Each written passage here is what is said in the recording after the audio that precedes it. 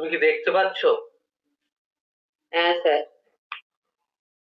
তিন পাহাড়ের কোলে। আচ্ছা, তুমি কখনো পাহাড় দেখেছো? হ্যাঁ, কোথায় পাহাড় দেখতে গেছো? ওই তো গ্যাংটক, দার্জিলিং, হিমাচল প্রদেশ। আচ্ছা, পাহাড় কেমন হয়? ওই তো ওপরটা হালকা সুচলো আর নিচটা তুমি পাহাড় কেন গেছিলে? ওই তো দেখতে মানে খালি সৌন্দর্য। ঘুরতে, হ্যাঁ। মানে মানুষ পাহাড় সাধারণত মানে সমতলে যারা থাকে, আমরা সমতলের যারা বাসিন্দা তারা পাহাড় ঘুরতে যায়। কেন? পাহাড় আমাদের দেখতে ভালো লাগে। পাহাড় চারিদিকে গাছ গাছরা থাকে, আকাশ দেখতে পাওয়া যায় অনেক উঁচু উঁচু। তো দেখো, কবিতার নাম বলছে তিন পাহাড়ের কোলে। কবির নাম কি? শক্তি চট্টোপাধ্যায়। তাহলে এই যে পাহাড়, তিন পাহাড়ের কোলে, এটা একটা জায়গা। সেখানে ঘুরতে গেছে। কোলে মানে কি? আমাদের যে কোলে মানে কারোর কাছে গেলে সেটা কোলে বলা হয়। কোলে করে নিয়ে ঘুরে বেড়ানো বলে না? তো সেরকমই এই পাহাড়ের জায়গাটাকে তারা গেছে, সেই জন্য তাকে কোলে বলে। দেখো বলছে, অন্ধকারে তিন পাহাড়ে ট্রেনের থেকে নেমে। তাহলে কি তিন পাহাড় একটা স্টেশনের নাম? সেখানে যারা ঘুরতে গেছেন কবিরা, সেই কবি বন্ধুদের সঙ্গে ঘুরতে গেছেন। তো তিন পাহাড় স্টেশনে ট্রেন থেকে নেমেছেন যখন, তখন সময়টা অন্ধকার, মানে সন্ধ্যাবেলায় নেমেছেন। হাওয়া বিলাসী তিন জোড়া চোখ আটকে গেল ফ্রেমে। দেখো কেন তিন জোড়া বলছে? এক জোড়া মানে কতগুলো হয়? দুটো। মানে প্রতিটা মানুষের দুটো করে চোখ আছে। এই আমারও যেমন দুটো চোখ আছে, তোমারও দুটো তাহলে চোখ কি আছে। কবিরা কি তিনজন মিলে গেছিল? তাহলে তিনজন মিলে, হ্যাঁ, তিনজন মিলে। কারণ তিন জোড়া বলেছে মানে তিন প্রত্যেকদিন দুটো জোড়া, করে চোখ হ্যাঁ। আছে। তাহলে তিন জোড়া, তাহলে হাওয়া বিলাসী তিন জোড়া চোখ আটকে গেল প্রেমে। তাহলে কবিরা তিনজন মিলে ঘুরতে গেছিলেন। তারা সন্ধ্যের সময় স্টেশনে নামলেন। নামার পর দেখলেন যে মানে একটা ফ্রেমে আটকে গেল। সেই ফ্রেমটা কি? এই ফ্রেমটাই বলছে কি, যে জনমানবহীন স্টেশন। সাধারণত পাহাড়ের দিকে দেখবে ঘুরতে গেলে খুব একটা মানুষজন দেখতে পাওয়া যায় না।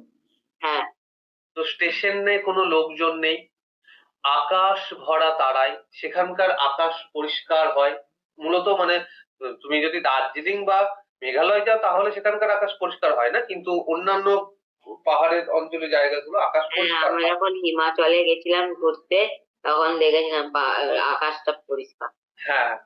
তো বেশি অনেক জায়গায় আকাশ পরিষ্কার থাকে না, কারণ বৃষ্টির জন্য মেঘলা আকাশ হয়ে থাকে, মেঘ ঘুরে বেড়ায়। তো আবার অনেক জায়গাতে আকাশ পরিষ্কার থাকে। তো এই তিন পাহাড় বলে যে জায়গাটা, সেখানকার আকাশে তারা ভরা। তো কি দেখতে পাচ্ছেন? এই যে ফ্রেমে আটকে গেল, অর্থাৎ আমাদের চোখ আটকে যায় না, বলে না বাপরে কি সুন্দর জায়গা, যে আমরা অনেকক্ষণ সেটাকে চেয়ে দেখি। তো কবিরাও সেই চেয়ে দেখছিল কি, আকাশ ভরা তারায় এমন একটি বেশি আসলে সব, সরি এটা দেশে হবে, এখানে ভুল করেছে। এমন একটি দেশে আসলে সকলে পথ হারায়। তো এই যে সকলে পথ হারায় মানে কি বলেছে? যে এমন একটি দেশে আসলে সকলে পথ হারায়। দেখো আমরা কিন্তু সাধারণত বলি সকলে, হ্যাঁ। কিন্তু এখানে কবি সকলে বলেছে। এটা কবিতার ভাষায় সকলে। এছাড়াও এটার একটা অর্থ রয়েছে, কারণ তিনি সবারকে এক কথা বলতে চেয়েছেন, যে এমন একটি দেশ যেখানে আমাদের পথ হারিয়ে যেতে পছন্দ হয়। মানে আমরা ওই সাধারণত কি করি, যে এই বাসে চাপি, এই বাসে চাপার পর বলে দিই যে আমাকে কিন্তু এখানেই নামাতে হবে, তাছাড়া কিন্তু আমার হবে না। কিন্তু যখন কবি ওই তিন পাহাড় কোলে গেছেন ঘুরতে, তখন তাদের কাছে আর কোন পথ কোন দিকে যায় সেসব আর কোনো মানে গ্রাহ্য হচ্ছে না। তখন তারা নিজেদের মতো পথ ধরে হেঁটে চলেছে। সেই জন্য কবি বলছেন যে এমন একটি দেশে আসলে সকলে পথ হারায়। পথ হারিয়ে যায় যেদিকে সেদিকে পথ আছেই। অর্থাৎ আমরা যদি ভাবি যে এইদিকে পথ হারিয়ে গিয়ে এবারে কিভাবে বাড়ি ফিরবো, এই করবো, সেটা না ভেবে কবি বলছেন যে পথ হারিয়ে গেছে তো কি হয়েছে, এইদিকে পথ হারিয়ে গেছে তো আরেকটি পথ আছে। তাহলে পথ হারিয়ে যায় যেদিকে সেদিকে পথ আছেই। কি আছে সেই পথে? কি দেখতে পাচ্ছে? ঝর্ণা। দেখেছো ঝর্ণা? হ্যাঁ, আচ্ছা, কাঁদর। কাঁদর কি বলতো? কাঁদর আর হলো এক ধরনের জল বয়ে যাওয়া একটা নালার মতো। আমরা সাধারণত নালা দেখেছি, কাঁদরটা একটু বড় মাপের, সেটাকে কাঁদর বলে। জল বয়ে যায়। তারপর বলছে টিলা। টিলা মানে পর্বতের যে বড় বড় উঁচু জায়গাগুলো, পাথর, বনভূমির কাছে। তাহলে এই যে টিলা মানে কি আরেকবার বলো? আর টিলা মানে? হ্যাঁ, টিলা টিলা মানে মানে? তুমি পাহাড় গেছো তো?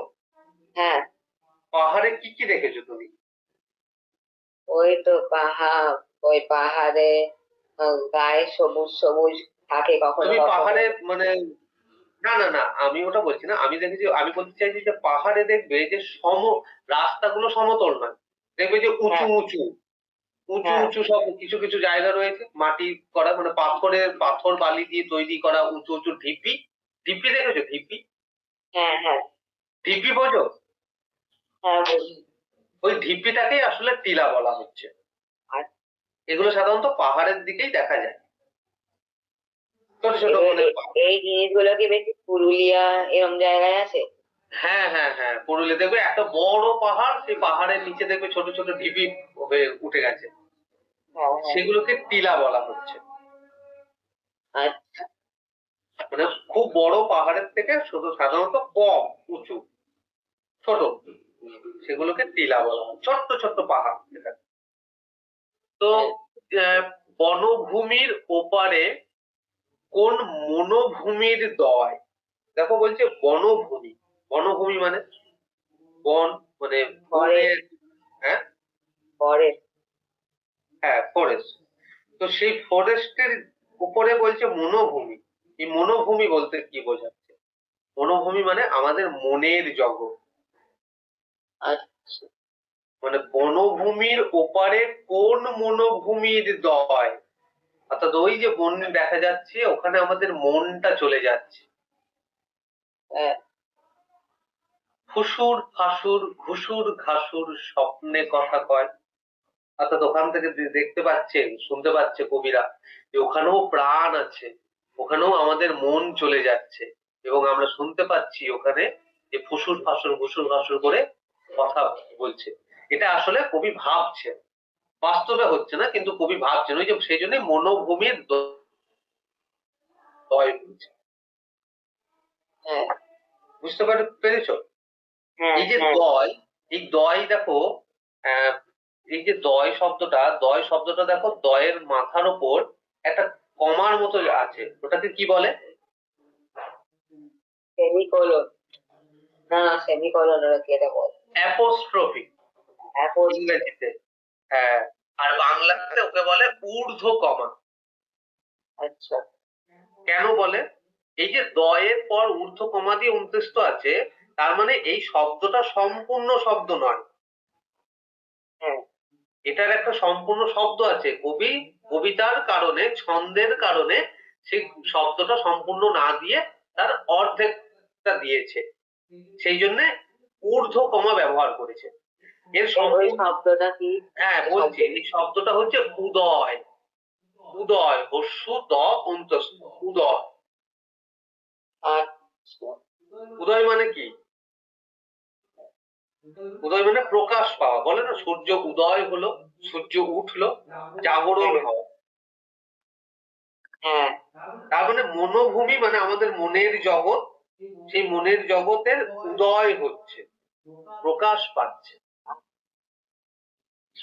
এবার বুঝা গেছে সম্পূর্ণভাবে? হ্যাঁ। বনভূমির ওপারে কোন মনোভূমির উদয়, ফুসুর ফাসুর ঘুসুর ঘাসুর স্বপ্নে কথা কয়। পূব আকাশে আসতে ধীরে আলোর ঘুমটা খুলে। এবারে তারা ভোরবেলার কথা বলছেন, ভোরবেলায় পূর্ব আকাশ, সেখানে ধীরে ধীরে আলোর ঘুমটা খুলছে, মানে সূর্য উঠছে আস্তে আস্তে। শক্ত সবুজ গা ভেসেছে। এই যে শক্ত সবুজ, এই শক্ত সবুজ গা ভেসেছে, ওইটা খুললে দেখো ভালো করে, বই দিকে তাকাও। সপ্ত সবুজ গা ভেসেছে। এই গা বলতে গ্রাম, আমাদের শরীরের গ্রাম।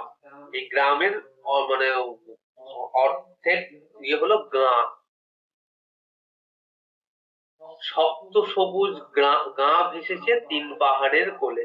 অর্থাৎ এই যে তিন পাহাড়ের যে গ্রাম, সেটা সমস্ত সবুজে ঘেরা, সেই জন্য সবুজে ভেসে গেছে যেন বলছে। তারপরে দুটো লাইন বলছে, সহজ করে বাঁচা কি আর খাঁচাতে সম্ভব। তাহলে এই যে খাঁচাতে সম্ভব, এটার মানে কি বলতে চাইছে? সহজ করে বাঁচা কি আর খাঁচাতে সম্ভব। এই খাঁচা বলতে কবি আসলে, এই যে আমরা শহরে থাকছি, এই যে তুমি বললে না আমার এখানে কোনো মাঠ নেই, আমি খেলতে পারি না, এই যে আমরা শহরে থাকি, একটা ঘরের মধ্যে বন্দি থাকি, যা কিছু ঘরের মধ্যেই থাকি, করতে হয়। তো এই ঘরের মধ্যে থাকাটাতে কবি খাঁচার কথা বলেছেন। অর্থাৎ নাগরিক জীবনের যে যন্ত্রণা, সেখান থেকে মুক্তি পাওয়া যায় এরকম জঙ্গলে গেলে, গ্রামে গেলে, পাহাড়ে গেলে। সেখানে কিন্তু একেবারে খাঁচা ছাড়া পাখিরা যেরকম নিজের আপন মনে উড়ে বেড়াতে পারে, মানুষও সেরকম কোনো ওই চারটে দেওয়ালে বন্দি বন্দি মানে চারটে দেওয়ালের বন্দির বাইরে একটা খোলা আকাশের নিচে জীবনকে অনুভব করতে পারে, উপভোগ করতে পারে। সেই জন্যই বলেছেন, সহজ করে বাঁচা কি আর খাঁচাতে সম্ভব। সহজ করে আমাদের এই ঘরের মধ্যে বাঁচা সম্ভব না। কোথায় সম্ভব? এইরকমই একটা খোলা পাহাড়, খোলা গ্রামের মধ্যে জীবনটা সম্ভব। তিন পাহাড়ের নকশি কাঁথার শিশুর কলরব। তো এই তিন পাহাড়, সেখানে নকশি কাঁথার শিশুর কলরব। এখানে যে শিশুদের কলরব শোনা যাচ্ছে, এখানকার পশু পাখিদের যে কলরব, সেইটা শুনতে শুনতেই কবি যেন বেঁচে থাকার রসদ পাচ্ছে। ঠিক আছে, এই হচ্ছে তোমার কবিতা। এবারে হ্যাঁ, স্যার এখানে নকশি কাঁথা কেন ব্যবহার করেছে কবি? হ্যাঁ, নকশি কাঁথা কি জানো? এক ধরনের কাঁথার মধ্যে স্টিচিং করে সেই জীবনের কথা লেখে। জীবনের কথা নেই। তাহলে এখানে কিসের কথা বলা হচ্ছে কবি? বলছেন যে তিন পাহাড় এমন একটা জায়গা যেখানে জীবনটাকে নতুন ভাবে পাওয়া যায়। তো সেখানে সেই যে নকশি কাঁথা, এখানে নকশি কাঁথা বলতে ওই তিন পাহাড়ের তাকেই নকশি কাঁথা বলা হচ্ছে। উনি ওখানে গিয়ে যে সমস্ত অভিজ্ঞতা লাভ করছেন, সেখানকার যে শিশুদের কলরব শুনতে পাচ্ছেন, সেইটার জন্য তিনি নকশি কাঁথা শব্দটি ব্যবহার করেছেন। আচ্ছা, কলবর মানে কি? কলবর কলবর মানে ওই যে ইয়ে আহ, ওই শিশুদের কলবর বলতে তোমার শরীর, মানে শিশুদের শরীর, মানে আমরা শিশু, তো এখানে শিশু শব্দটা বলেছি, সাধারণত কলবর বলতে দেহটাকে বোঝানো হয়। এই যে আমাদের শরীর বা দেহ, এটারই আরেকটা সমার্থক শব্দ হচ্ছে কলবর। আর